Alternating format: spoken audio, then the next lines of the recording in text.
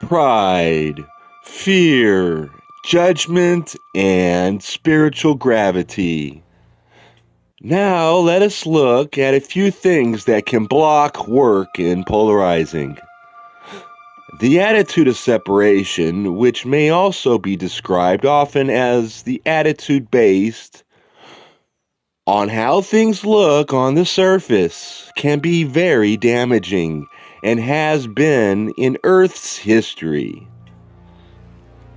All levels of your civilization have been eaten by something which we would call a cancer.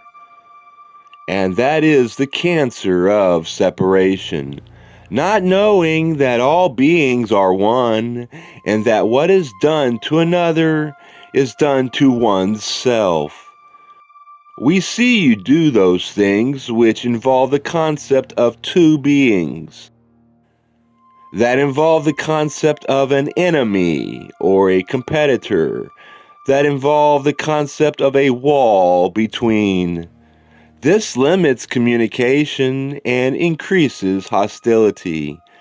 And eventually, these vibrations sink into the planet itself.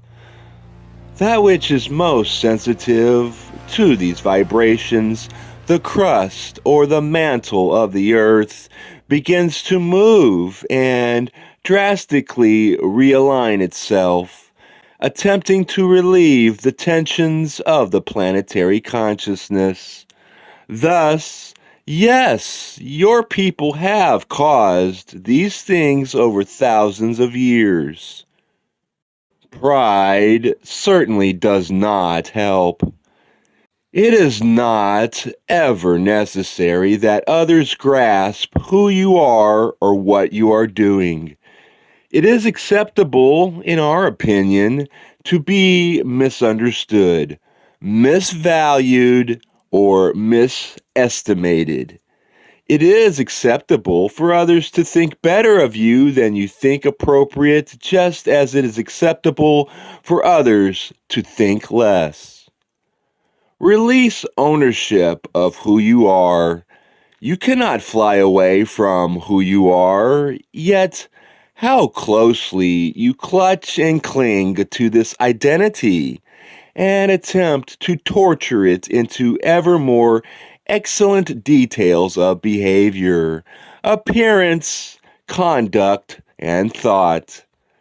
Yet, you are asked only to love and worship a mystery and to embrace others just as you embrace, forgive, and accept yourself. Judgment is insidious. I find myself bursting with opinions at the drop of a sentence, and fear is the single dynamic which separates and denies the love of our innocent hearts. Let us be fearless when it comes to being kind to people and finding ways to spread a smile and a gesture of reassurance when we are able. Let us see all those who come before us as angels unawares.